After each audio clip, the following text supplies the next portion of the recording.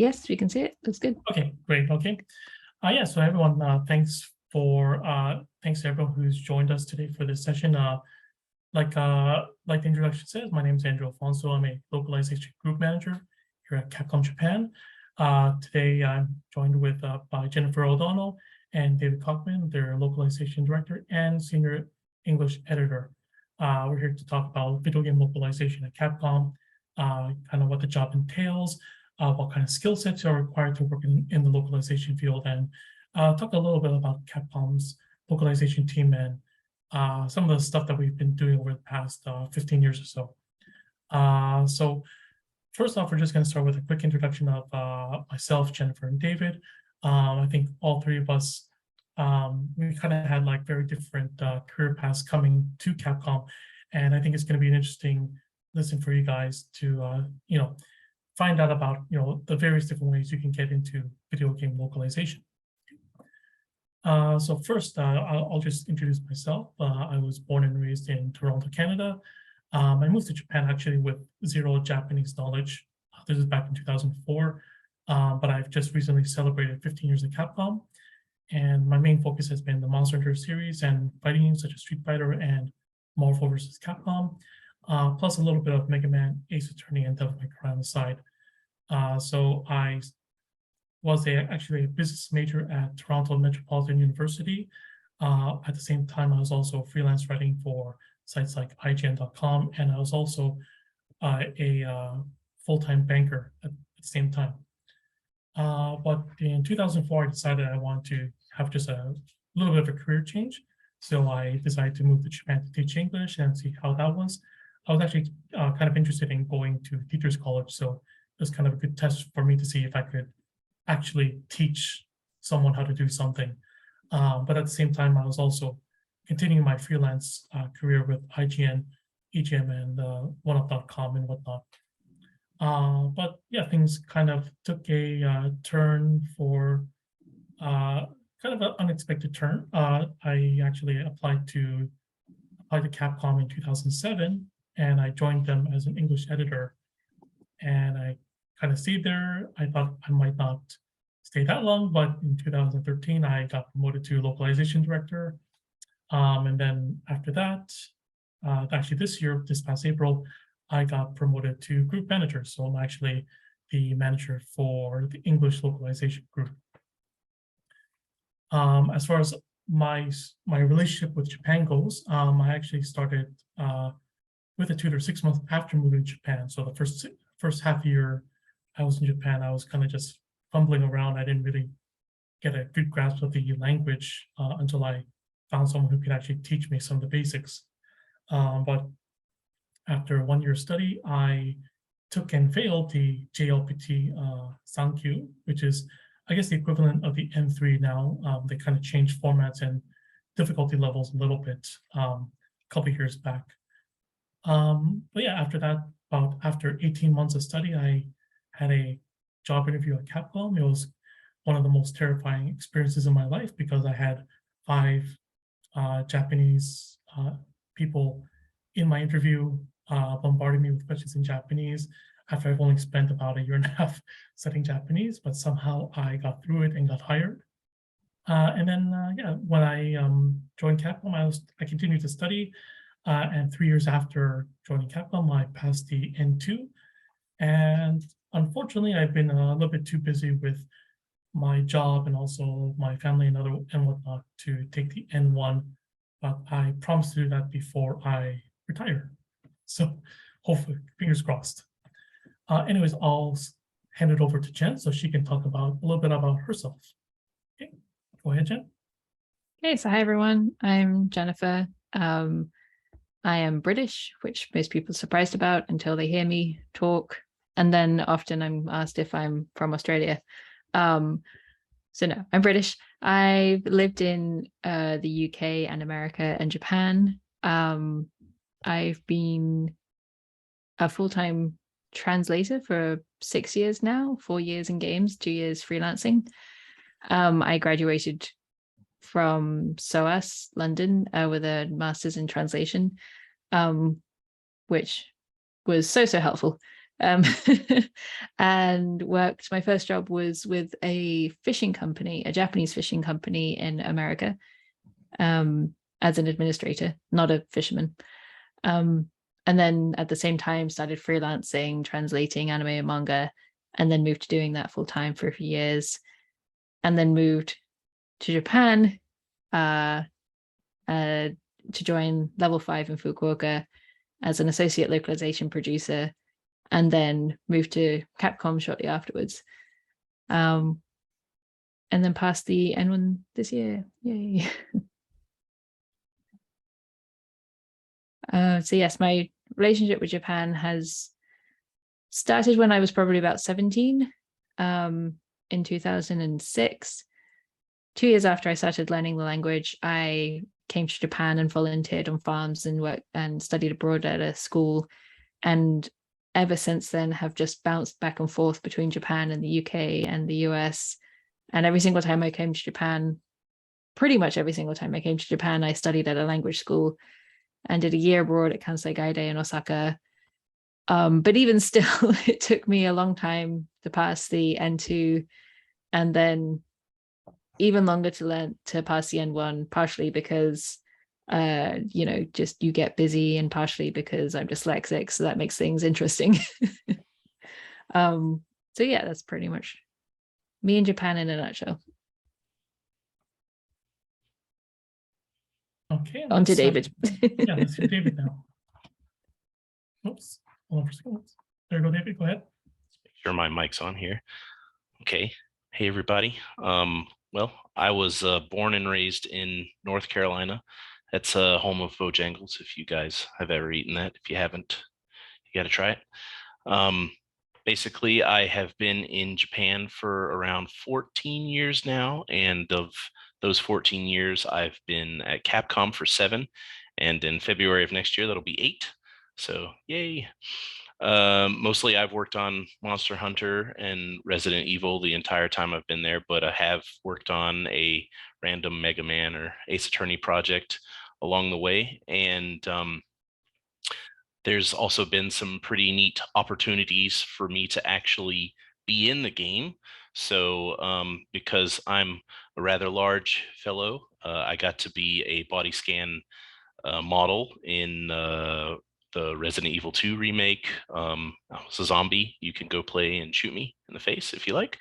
And I'm also the voice for Nemesis in the RE3 remake. So yeah, I got recorded saying stars about 25, 30 different ways. That was fun. But yeah, so my history is quite different from Andrew's and Jennifer's. I don't have a lot of academic skills or skills on paper, but I thought that it would be good for me to talk to you guys because I think a lot of people feel pressure that they have to study all kinds of things in order to be eligible or qualified to get into gaming, but it's not true. But having said that, if I could do it all over again, I would totally go back and study Japanese much more diligently and much more quickly. It's taking a much too long time to get through what I've been doing. Okay, so can you go to the next slide?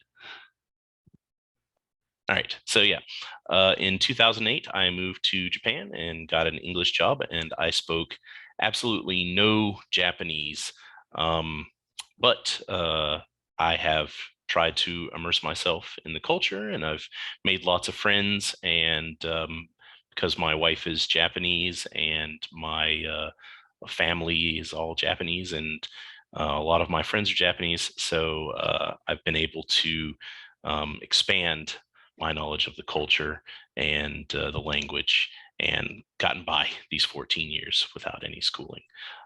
But I still want to study, and I try to whenever I can when my kids aren't screaming at me.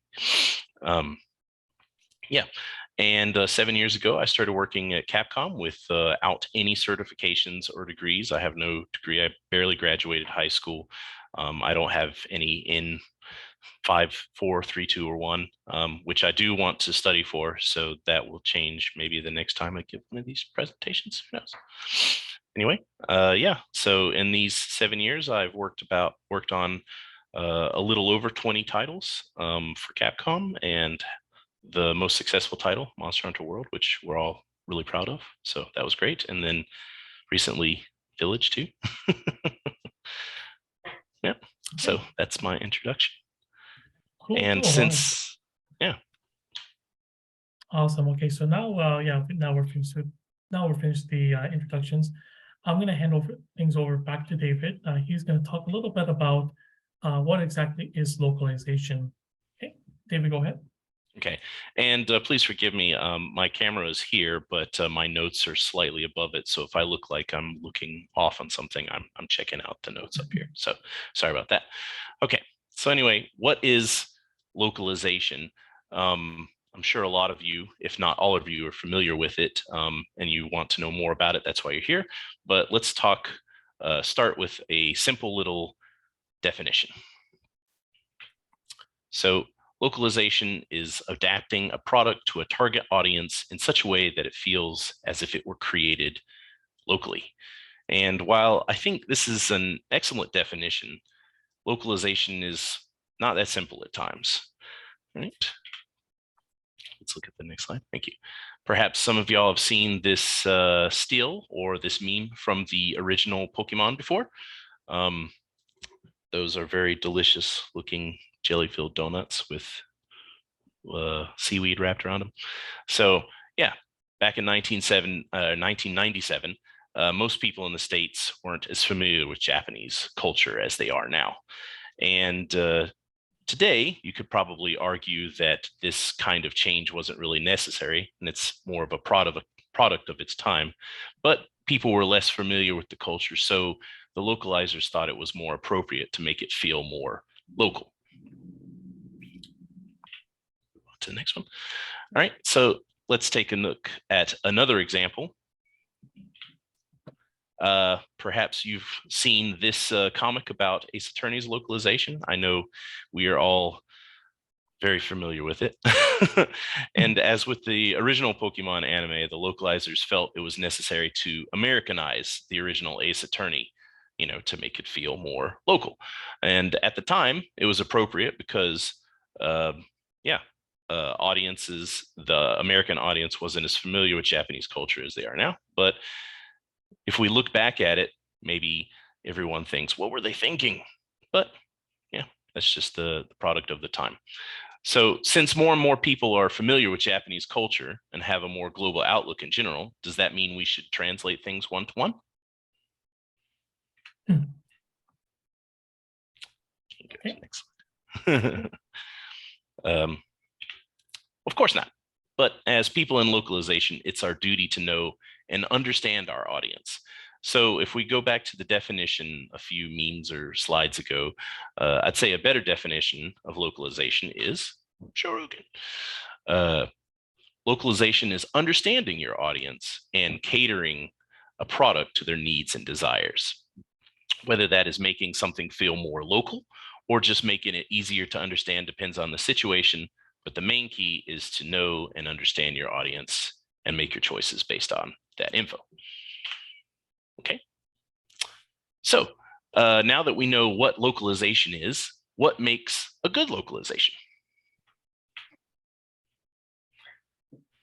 Well, a good localization is kind of like cocoa butter.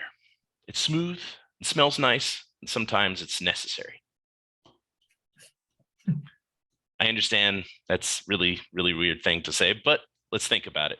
We have to communicate all of the information to the audience and in an easy way so that they can have a smooth playing experience. And we want them to enjoy themselves while they're at it.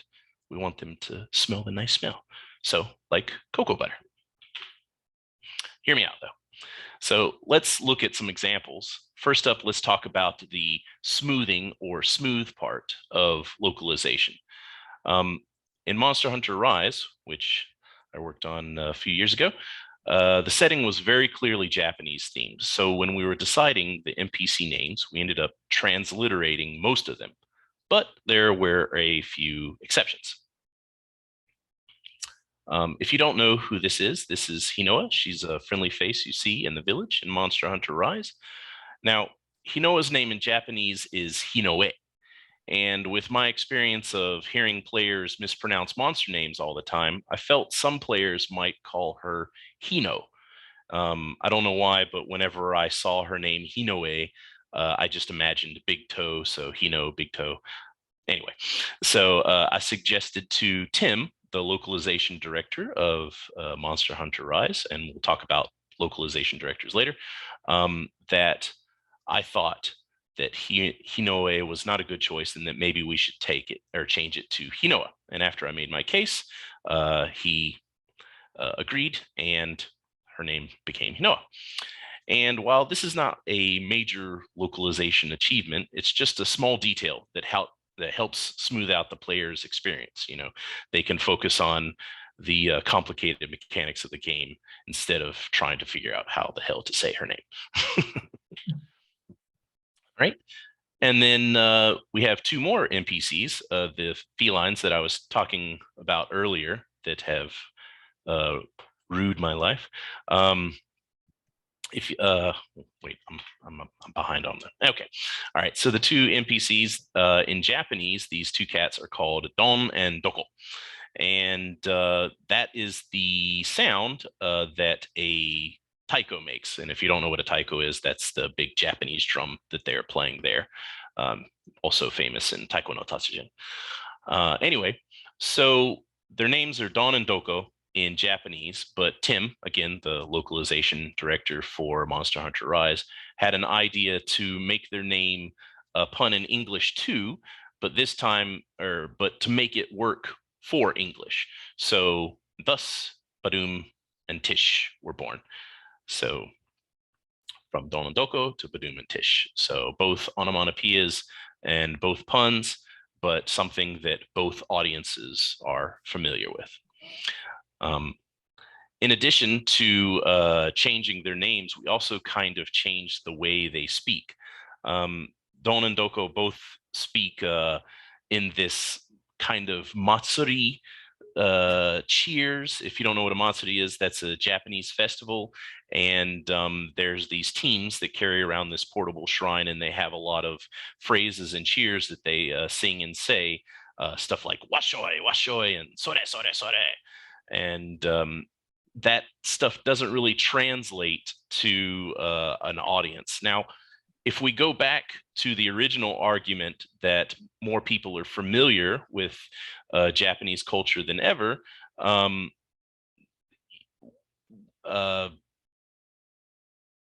you know, we know that more people are aware of this, but still, we felt that overall knowledge of like the cheers and the taiko songs was not as widespread as something like sushi or rice balls or something. So it wouldn't be as smooth for the players to read what they're saying. So since what they say is kind of rhythmic and matches they're playing in the gathering hub, we thought, why not make them rap? And you know, that's something that that everybody is familiar with. So it took a long time to rewrite all of those lines to not only deliver the information clearly, but to make it so that the information read as a cadence. So when you heard the music in the gathering hub, you could kind of rap when you read the lines to yourself. So like, you know. And yeah, it was very challenging, but we're really happy with it. And from what I've read online, a lot of players were too. So good stuff. Made smooth there. All right, let's go next slide, please. All right, so moving on. So we had an example or two examples of the smooth cocoa butterness of localization. So our next example comes from Disney's Zootopia. This is the smells nice part of the cocoa butter localization. And just to refresh your minds, or if you haven't seen the movie at all, there's a scene with two news anchors, a snow leopard and one other animal that is familiar to the local audience if it is in that region. So for example, in North America, the other news anchor is a moose. Can you hit the slide one more time? Sorry. Thank you. And then like in Japan, the other news anchor is a tanuki. Yeah. In Brazil, a jaguar. Oceania, that's a koala, and in China, it's a panda. So this type of localization is 100% unnecessary. Would any of the audiences outside of North America miss any crucial information had they not used the local animal? No, but it's a fun addition that adds to the experience. Smells nice. So, cocoa butter. All right, let's go to the next slide. All right. So, but not all good localizations make communication or communicating information easier or make them more enjoyable. Some are just necessary. And as localizers, not only do we have to be aware of what our audience wants and needs, but we also have to be aware of cultural nuances and taboos. So when we were localizing the names for monsters in Monster Hunter World, for the most part, we stayed pretty close to the Japanese. But for one monster in particular, we had to change the name for a not so nice smell reason. You see, this monster's name in Japanese is Tobi Kagachi. Now, Andrew, you were the localization director on Monster Hunter World. Can you tell us what happened with this monster's name? Yeah, sure. So in Japanese, his name was Tobi Kagachi, but Kaga actually means crap, poop in Italian and Spanish, I believe also in Portuguese. So for those languages, if we kept it as Tobi Kagachi, it sounds like Toby Poopchi or something like that, something really strange. So we had to change the spelling a little bit just for the English and European versions of the game to kind of get that out there and kind of avoid a very embarrassing name. Thank you. Yeah. So as localizers, sometimes we have to not only consider our audience's wants and needs and taboos and nuances, but we have to also, especially English, because English is a source language for a lot of European languages. We have to consider we have to consider that our decisions will affect them. So we have to be mindful of not only our audience, but also theirs too. So it can get a little bit complicated, but a good localization like cocoa butter smooths all of that out and makes everything smell nice. Again, that's a lot of stuff to learn and to be able to judge and juggle. And I'm sure that you've all came here to find out exactly how you can learn to do that. So I will hand it over to Jen, and maybe she can share some light on that. Jen, onegaishimasu. Thank you, David. So I'm going to go over some of the skills that you might need or be interested in working on in order to work as a localizer, brackets, in-house. Although there is a little overlap with freelance, but I'm sure you're all interested in how you can join Capcom or another company. So many people assume that the most important thing is Japanese ability. And although that's true, it's probably not quite in the way that you were thinking. First of all, reading comprehension is number one for translators. You might know over 2,000 kanji, but that doesn't really mean much if you don't have a strong image of or a strong picture of what's happening in a scene just through reading the text. A lot of people think that you need the N1 certificate, but as we've seen, that's not the case from the three of us. In fact, the majority of professional translators have N2 certificate or equivalent. And of course, not every editor needs Japanese ability, and not necessarily every single localization tester needs them either. But really, if you're interested in translation and you want to improve your Japanese, then reading a lot and having a strong understanding of reading comprehension is definitely a big plus. Also, the JLPT is not always a reflection of your Japanese comprehension, as it doesn't cover the written or verbal communication side of Japanese, which are both probably not as important as freelancers, but definitely important if you want to work for a Japanese company. So if you're looking to improve your Japanese to eventually work for a Japanese company, especially a Japanese game company, I recommend that you read books and novels and play video games in Japanese. working with a teacher to improve your reading and to improve your speaking and your writing is good. But nothing beats working for a Japanese company, which is probably why 90% of the localization staff at Capcom are ex-assistant language teachers for JET or similar programs. So Japanese aside, the other thing that you need is English ability. Just because we're native speakers doesn't necessarily mean that we're actually very good at English, which is something that I learned after doing my master's in translation and realized I wasn't actually very good at English. But I'll explain that in a sec. So you might understand Japanese absolutely fine, but it doesn't really mean much if the translation doesn't read well, if the English is difficult for the audience to understand. The localizing game text obviously involves a lot of creative writing. So take a creative writing course at college if you can, or if you can't, or you aren't in college anymore and you sucked into the seminar, then doing things like writing your own short stories or even fan fiction is a good way to build up those writing skills. But of course, not everybody is necessarily good at creative writing, but that doesn't mean they can't localize. After all, game translation involves a lot more than just creative writing, because you also have a lot of technical translation within the games as well as in companies. If you work in-house, you'll often have to work on back-end sort of development documents and communications and that kind of thing for Japanese developers, which is why technical is also very useful. Technical writing is also very good to have.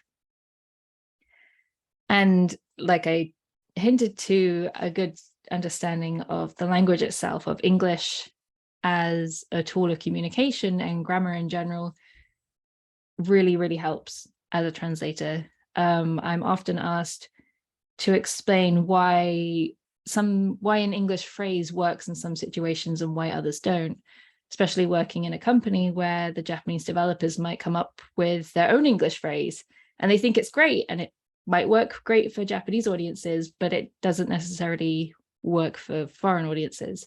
And so being able to explain that, especially through grammatical explanations, this verb doesn't work with this noun, or this turn of phrase is unnatural for certain situations, and you normally find it in academic texts.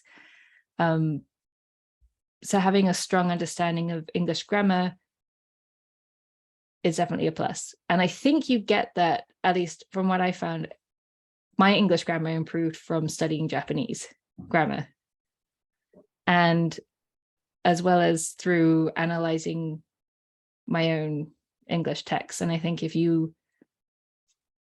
practice creative writing and practice technical writing, then you'll start seeing picking up these interesting grammar and cultural little phrases as you go along. And again, being an English teacher is probably fantastic for picking up how English grammar works. And then, of course, there is the translation itself, which is an entirely separate skill from Japanese ability and English ability, while also incorporating both. Sort of translation is obviously about having a strong understanding of the Japanese and a strong writing ability in English, but it's also being able to manage your own time and to be able to research, things that you might have an idea of, but you're not entirely sure. And so following that rabbit hole in order to find what the perfect text is for a situation, as well as, like David insinuated or mentioned, understanding cultures from all around the globe, not just Japan and the US, as well as a basic understanding of computer-aided translation tools, which you can find out more about online if you Google cat tools and go to YouTube. There are lots of courses on those. And as David said in his What is Good Localization, it's really all of these things together that make a really good translator. But of course, it's not just the hard skills that you need in order to work in localization, or at least to be a good localizer. You, especially if you're working in-house. So I thought I'd mention some of the soft skills that you need as well. Now, a localization project is made up of a lot of moving parts, which means a lot of people working on different aspects of the game as well as the text, which means you need to be able to work in a team. And part of working as a team is having a level of professionalism. I don't mean you need to be formal to everybody, especially in Japanese. To me, what professionalism means is you don't take things personally, and you strive to work together with your co-workers and to solve issues in a professional manner, which being friendly also feeds into this, as it's being too cold can make it hard for people to feel like they can approach you or be honest with you. On the project that I'm working on now, myself, the localization director, and the editor are all working together, and we're constantly pointing out issues to each other without pointing blame on anybody. And we work together to try and solve issues, while also being able to crack a few jokes every now and again. And I think we've built up a really good team because we're all professional and we don't take things personally. And that's not just within the project I'm working on, but as the localization department as a whole. And it's when people's egos get ahead of them that teamwork starts to fall apart and it becomes difficult to work on a project. I think being able to work in a team means that you're generally a very open person. And I think it's important to have an open mind, especially when you want to always learn something new, which is the other skill, is the desire to learn. One of the great things about working in localization is that you get to work on a wide variety of projects, and even within each project, a wide variety of different elements of game development, and you can pick up all kinds of interesting skills. Even as a freelance translator, you might find yourself open to new opportunities where you're picking up new skills and learning new things about, just random knowledge about like Edo period Japan, or even about the industry as a whole. Natural curiosity is fantastic for translation because it means that you'll follow that curiosity into researching and double checking your source text and your target text, or about the setting or the world of the video game or whatever you're working on as a whole. And speaking of having an understanding of games, the final skill I recommend everybody does is play video games. Whether you're looking to work in-house or as a freelancer for a game company, you want to play games. In Japanese, English, in a wide variety of genre. You don't need to like every kind of game. I, for one, am not a fighting game person. I cannot play Street Fighter for the life of me. I'm so bad at it.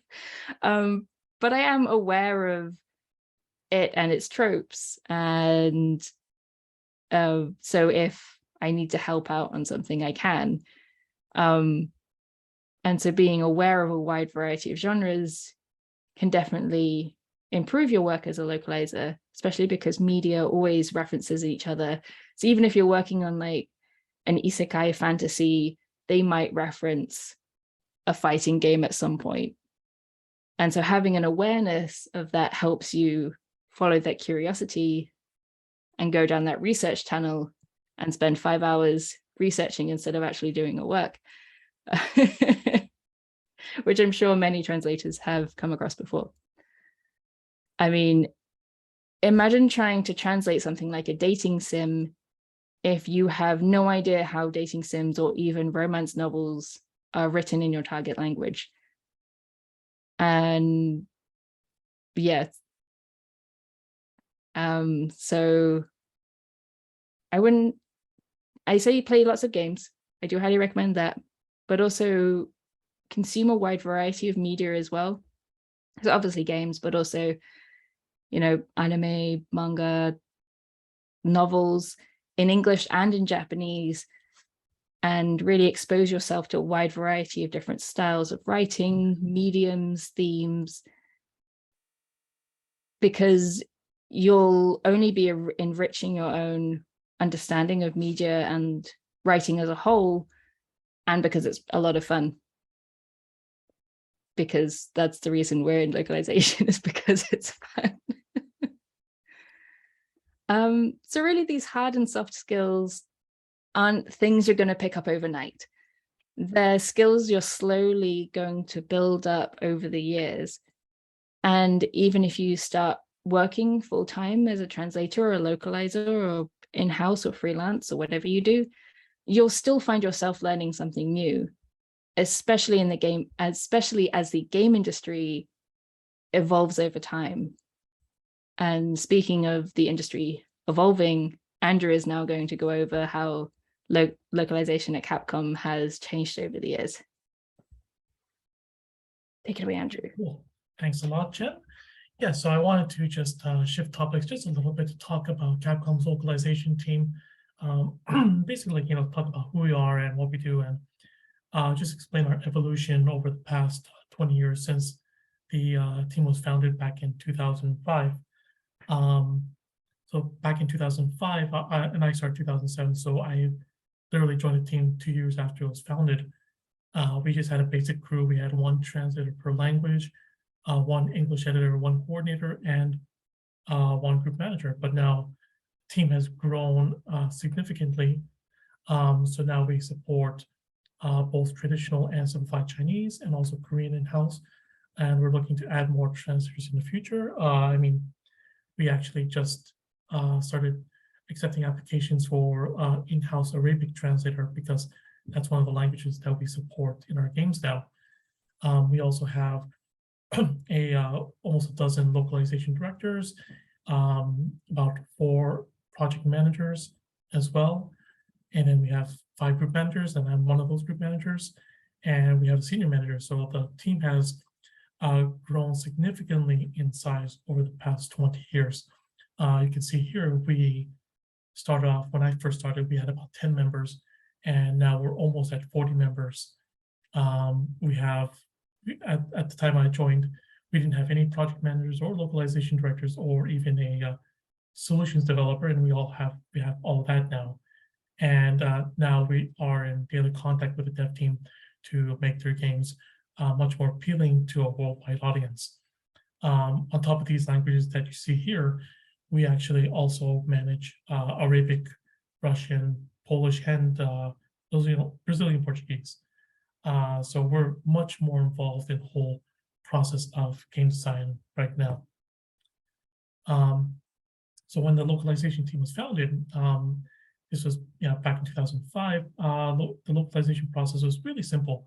It was really just an afterthought, and we only started our work when the Japanese version of the game was finished. So that meant there was usually a 6 to 12 month delay between the Japanese version of the game and the English version of the game being released. This made things, admittedly, this was a lot easier to work with because we were always working with the finalized Japanese assets. But that also meant that we couldn't request changes to, say, the user interface to accommodate our languages or any special programming unless it was like 100% necessary. But nowadays, Capcom titles are all worldwide releases for the most part. So that means that localization generally starts during pre-production, and this is basically when nothing has really been decided. A lot of the ideas are just on paper, or hypothetical paper, of course. We're talking like PowerPoint and Excel and whatnot. And the game is just being conceptualized and planned. So we're right in the thick of things from the beginning to make sure that all aspects of the game are suited for not only Japan, but everyone around the world. So because of this shift from a Japan first and then everyone else approach to a worldwide approach, we needed a better way to manage assets. When I first started, and this might scare a lot of people if you have any background in like computer programming and whatnot, we actually got our bug reports in printed sheets of paper from the QA team, and those are also sent to us by email in text files. So we were, at a very basic level when I first started. And for the actual localization, we're also just dealing with text files or Excel files of the finalized Japanese assets. And because they were finalized, it wasn't that bad. But now that we're shifting to a worldwide release structure, the Japanese text is always changing up until the release of the game. So we actually have to manage our translation assets a lot better. So that's meant we had to get something that was going to be adaptable to the dev team's processes. So back in, I believe 2014, 2015, we switched to an online database that's directly integrated with Capcom's in-house engines. If you're not familiar with those, they were called MT Framework and the RE engine, which we're using now. So they directly hook up to those engines. So that means that we can get the text as soon as the Japanese side is finished and translate them. It also lets us add in references for translators, and we can also add like simple memos, or we can even add screenshots to the database, so that our translators know exactly the context of what they're translating. So this is a whole explanation to say that we can localize games much faster, a lot better, and more effectively, so that you guys can play games at the same time as the Japanese audience. So now that our team has evolved quite a bit and has gotten a lot more important within the company, we do a lot more work with the programmers and the UI team, because that's one of the elements that directly affects the quality of our work. If it's not done in the way that we need to have it done, we often get criticized for having a hard to understand translation, or something that has to be just in English when it should have been really translated. This is really important for games like text-heavy games such as Monster Hunter. So we usually try to work with the UI team and the programmers really early, so we can get more space for their menus, so that instead of trying to abbreviate everything or work with just really plain, uninteresting text, we can get the full meaning of the Japanese, and also add a little bit more flavor and more character to our dialogue. So there's also a lot of things that the Japanese language doesn't really have to worry about on a basic level. Stuff like having different genders. If you're familiar with the European languages like French, Italian, and Spanish, they have male and female forms for not only people, but also for objects and whatnot. And that requires a specific system for them to translate properly. And for languages such as Polish and Russian, they actually have multiple forms of plural words. So we had to create a new system for that, so that they can translate accurately to the Japanese and English. There's also Arabic, which displays text from the right to the left instead of left to right like Japanese and English, and that also requires a ton of planning just at the early level, so that we can get everything displayed properly for those users. So a lot of the work that I just explained right now in the previous slides, that's really stuff that's spearheaded by the localization director at Capcom. It's a position that came into existence around 2012, and it's very much a position that is requires equal parts of your creative and disciplined mind.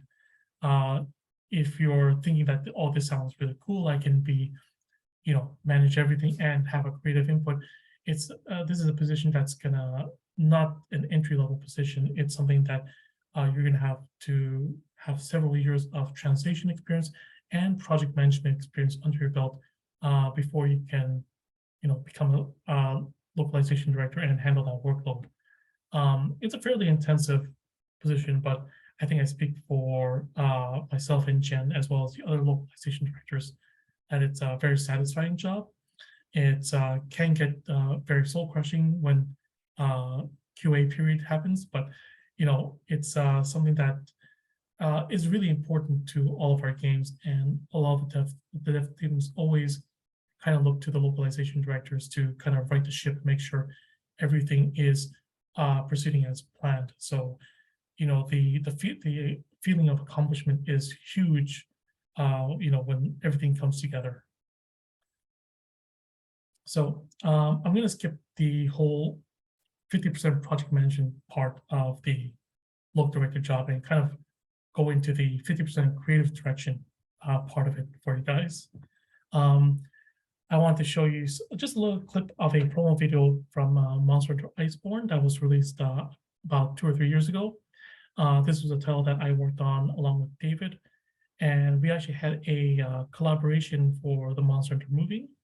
And this was actually kind of special because for the cutscenes, I, being the localization director on the project, along with another person, Joel, who's also local director on the project, we were able to direct the cutscenes ourselves for the facial capture. So we actually asked one of our coworkers to come to the recording booth with us to kind of capture her face so that we can get the accurate lip flaps. And then I had the honor of directing Mila Jovovich in the studio during the voice recording, which is really cool. Unfortunately, this was like right at the start of the pandemic, so I couldn't fly to LA to do it in person, but it was still awesome. So let me just play this little video. It's about a minute or so. And you can see some of the in progress cutscenes and whatnot. Just there's a little glimpse of it there.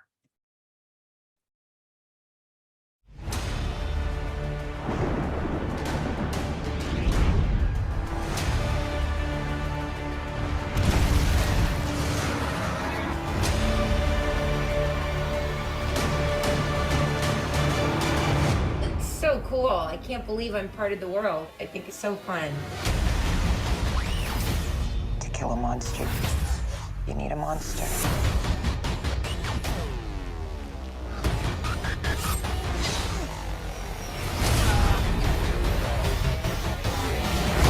I've never seen a monster like this.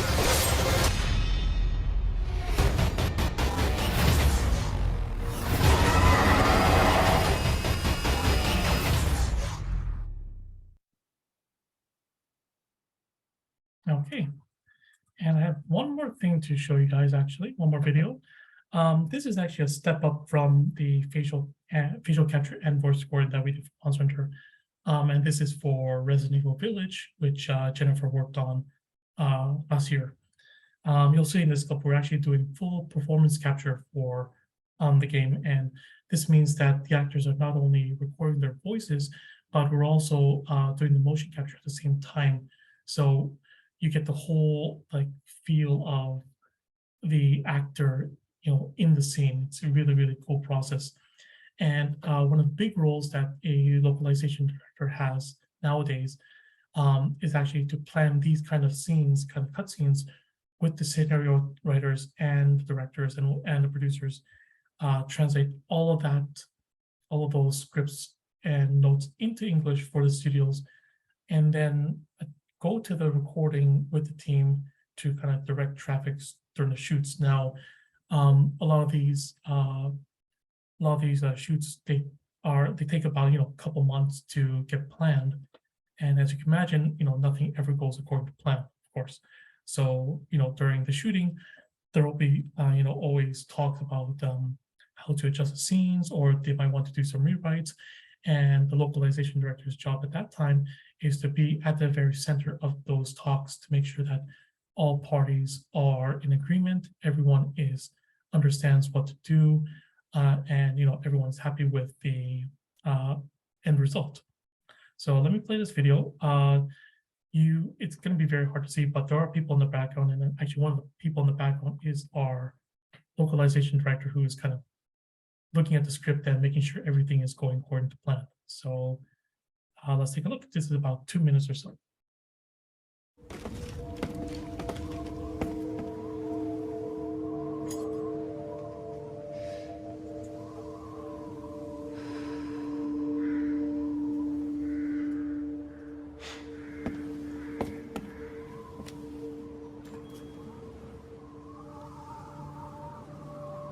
Because he is in my castle and has already proven too much for my daughters to handle. When I find him, I won't let you down.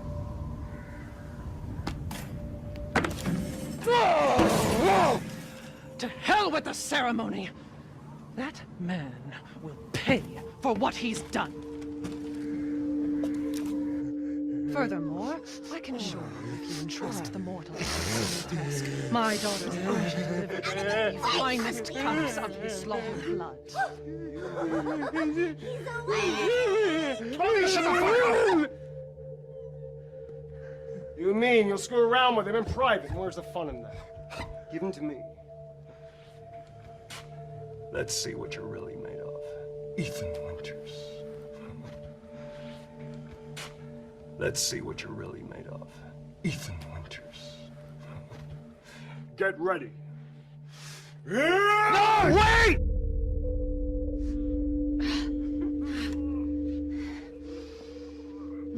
Man blood. Man blood.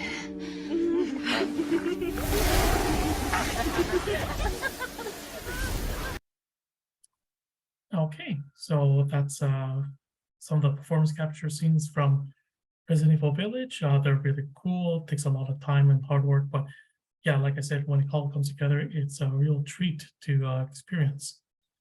So that actually wraps up our talk for today. We do have some links for you guys so that you can look online if you're more interested in video game localization. Jennifer's also graciously put together a list of books that you might want to take a look at if you're interested in translation and whatnot. Okay. And also we have links to our social. David said he's a little bit too shy, so he's not sharing his social, but you might be able to find them somehow, somewhere. So yeah. Anyways, thank you everyone for your time today. And yeah, if you have any questions, fire away. Thank you. All right, thank you so much. So interesting. So many different like aspects of what in terms of your experiences, how you got to where you got to, and just the process itself. It's so interesting and so amazingly complex in the job itself, but also just in the way that the sort of skills that you've talked about, that you've honed just as people, is really interesting in terms of, you know, working as a team. We have a ton of questions beforehand via the sign-up sheet. There were many questions that were asked, and there's been some questions in the Q&A. So I'll ask some of them, and of course, if you have additional questions, please feel free to include them in the Q&A button. So first, there's a question for, let's see. I want to make sure I'm asking a question that somebody else is asking and it's not my question. So there's a question about freelancing. You mentioned freelancing and how that is something that's different than what you do. Do any of you have any experience doing freelancing, and was that a stepping stone to your job, or? That'd be me. Huh. Yeah, I freelanced for 2 years, mostly working on manga and anime and a little bit of games. And the difference is really, so freelance is great because you have a lot of almost flexibility, but it's also not so great because you constantly have the pressure of, I need to be working. I don't pay tax, like I don't get taxes taken out of my salary. I don't have a stable income. So it's very stressful while also allowing you to work on all kinds of different things. Whereas working in-house, you have the stability of, you know, a 9 to 5, or it's a bit longer for us. And but on the flip side, you work on, you know, maybe one project a year or every couple of years as a localization director. There are pros and cons to both. Some people thrive in freelance, some people don't. It's really hit or miss, but really, at least in entertainment translation and entertainment in localization, I've noticed that I think companies want people to have experience working, if not as a freelance translator, then for another company before they move in-house. That answers your question. Yeah, I think so. And so, can you speak maybe a little bit how you wound up getting a freelance job? Like, did you just apply for it, or? I apply. So my method was I looked at people I admired who worked as freelancers. I looked at what companies they worked with, made a note, applied to those companies, used search engines, searching in English and in Japanese for possible translation agencies. I envisioned working on business translation because that pays way better than entertainment translation, but ended up stumbling into manga translation. And I think when I started out, I applied to maybe 50 companies and agencies as a freelancer, heard back from 10% and got the translation test, and maybe only got work with about 3 of them. So it was a matter of just looking around, working on improving my resumes, and yeah, a lot of hard work to actually get started. I don't think I was in the black for the first 8 months that I was freelancing. I was losing money for most of it. Okay. Well, certainly, yeah. I mean, in the other people that we've spoken to who work as freelancers, I think we've heard similar stories that it can be challenging. Is there something? I mean, this is. I think this was a question for everyone. Now that you've got all of this experience under your belt, if you could sort of get in a time machine and go back to young you when you were just starting out, is there like a piece of advice you would give yourself? Like something you wish you knew then that now you know? Don't do a master's degree. It's not worth it. Hey, Wow. Expensive. I would say for me, I would probably just try to get into it a lot sooner, and then maybe not waste my time with a lot of unnecessary things and spend my time being hungrier and researching things, not just necessarily like hitting the books and studying Japanese, but just like, yeah, being more of a sponge and trying to absorb as much information as possible instead of just working all day.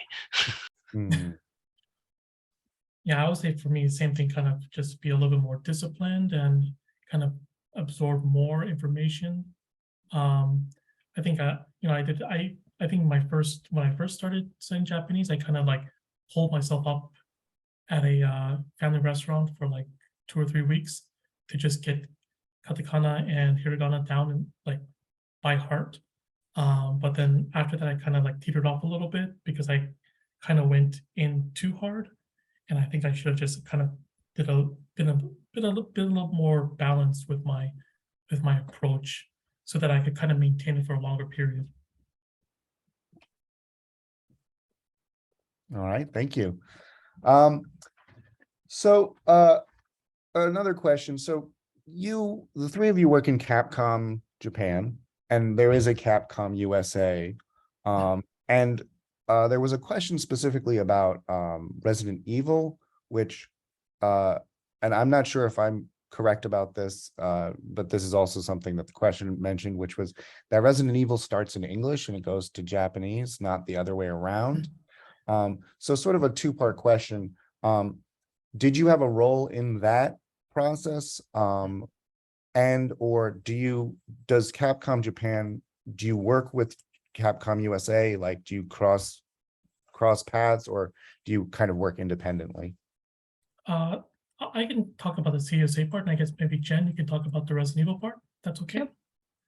Okay, so for the Capcom USA part, we don't usually talk to Capcom USA or Capcom Europe in terms of localization. We might kind of ping them sometimes from time to time if we want their counsel about certain things, especially when they start their marketing campaigns and they need certain lists of, glossary terms and whatnot, or they might want our help with interpreting for the directors and producers when they go on media tours. But in terms of the actual localization process, they're not really involved in it that much.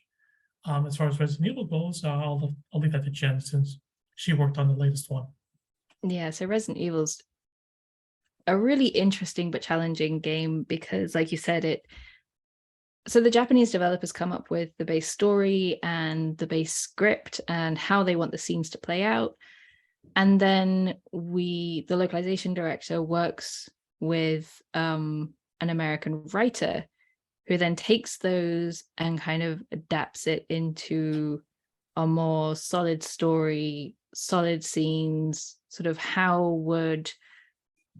so the Japanese developers have this image of what Americans would say or what they would do or what America looks like.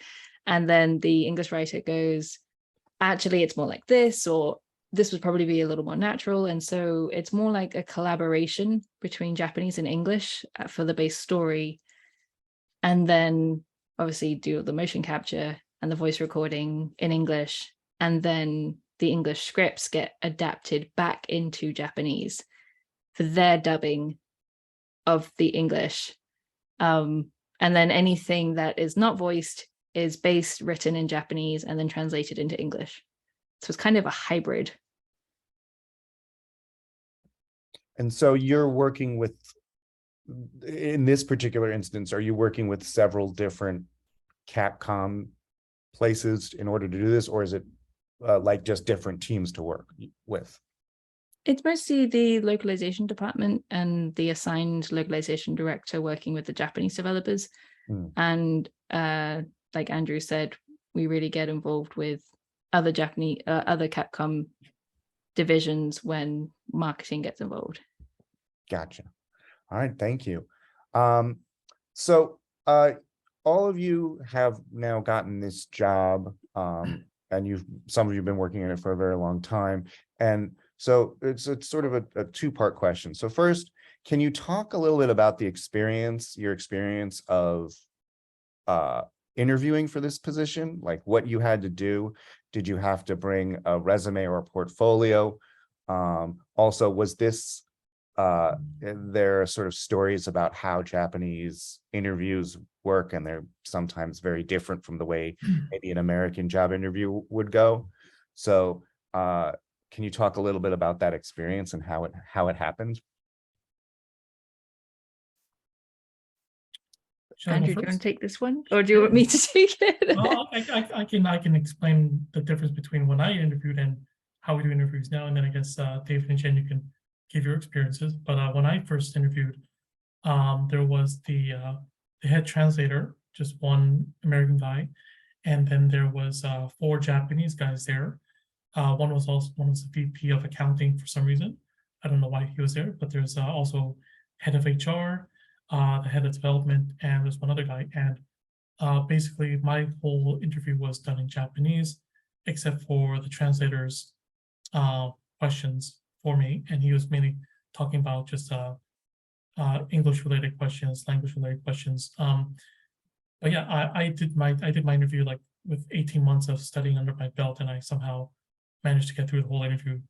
So that was a small miracle, I think. Nowadays, if you're gonna interview with the localization team, you're gonna have one Japanese HR person, and you'll have 5 localization group managers, including myself. So actually, it's kind of changed. So now it's almost 90% 90% English and like 10% Japanese. Whereas when I interviewed, it was like 90% Japanese and 10% English. But yeah, Jen or David, you can give experiences on how your interviews went. Yeah, I guess I'll chime in. One thing though, right quick, Andrew, do you want to just briefly mention about what they have to do right before they get the interview? Oh, sure, yeah. I forgot about that. Sorry. Yeah, if you're going to apply for Capcom, we get your resume, and if we feel that you have a good skill set, then we're gonna actually send you a translation test for you guys to fill out, and you guys have about 2 weeks to fill it out. Um, and it seems basic, but there are a lot of little things here and there that we put in there to kind of trip you up and kind of get you to think about how you're going to approach different aspects of localization. I will warn you though that we just recently updated that translation test because I felt that it wasn't challenging enough. So now it's a lot harder. So, good luck if you're going to try to apply to Capcom. But I feel that it was also necessary just because our job has changed so much compared to 10 years ago. We needed to up our standards for entry as well. Yeah. So yeah, when I came into Capcom, or when I had my interview after I successfully passed the test, yay, I had several interviews with a lot of different staff. It wasn't quite as many group managers as it is now, but yeah, there was. Depending on the interview, there was a different member of HR or a Japanese person there to randomly test my Japanese, and then there was the interview itself, which it also has kind of some like critical thinking questions, or not necessarily tests, but just to see how you react to certain I don't know, situations or questions. But I would say that I felt the interview was the test is seeing if I can do the job, and the interview is seeing if I was a fit for the team.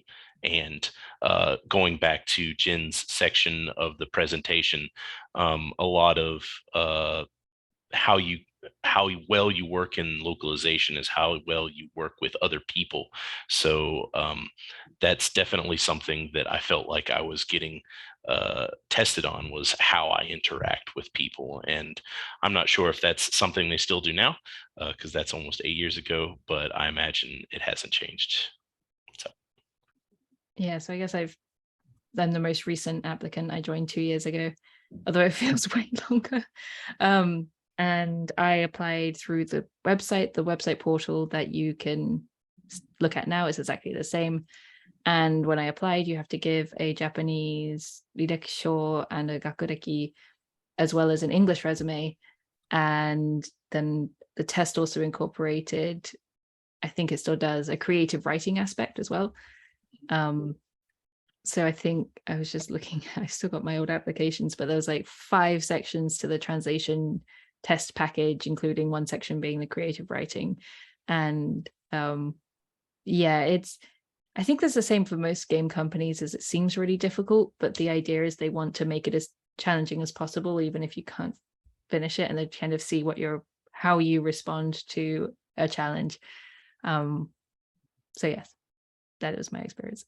Oh yeah, and then I guess getting in and doing all the interviews was interesting. I don't want to say what the interviews involve, because I think having to come up with things on the spot is part of the challenge. All right, thank you. We're at time, so I want to just ask one very, very quick question, which is what game are you playing? Like, what is your current obsession? Maybe a game that you're enjoying playing, maybe not one that you have to play because it's for work. Oh, you want me to go first? Okay. I'm playing Beta 3, Splatoon 3, Live Alive by Square Enix. And that's pretty, and also Monster Hunter Sunbreak when I get the chance. So big, healthy rotation of games, and God of War next week too. So. I guess I just finished Breath of the Wild for the first time, because I play games when I want rather than when they come out and they're popular. And I play Monster Hunter Rise every week with friends and Splatoon every week with friends. Yeah, and right now I don't have much time in my free time because I have 2 kids. But when I do have free time, it's normally also with my kids. So I'm playing Splatoon 3 with them, and they are way better than me. And they're 6 and 10, which is scary. All right. Well, thank you very much. Thank you very much for a really amazing presentation and a really amazing look into your jobs and what's going on at Capcom. I want to again thank the Japan Foundation for their generous support in making this possible.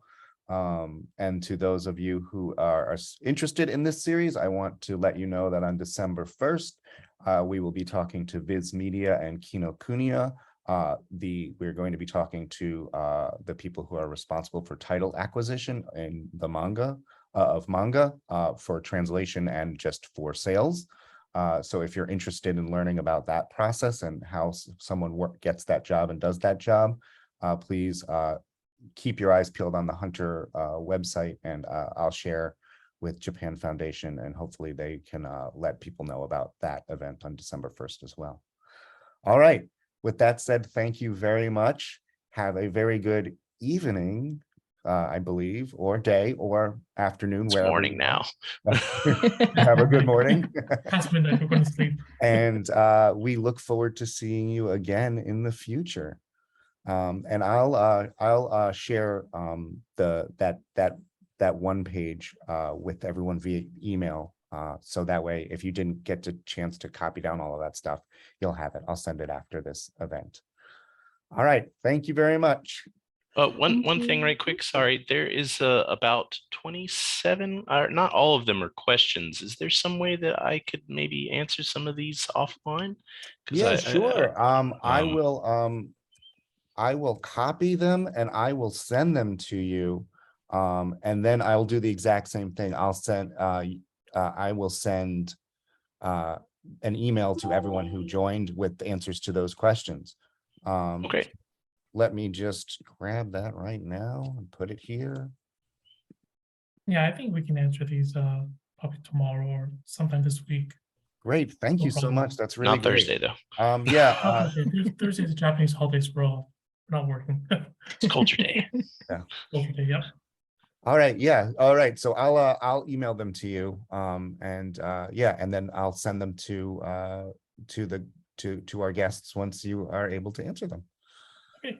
All right. Have a very good evening. Good night. Good morning. Good afternoon. Thanks, everyone. Thank you. Thank you.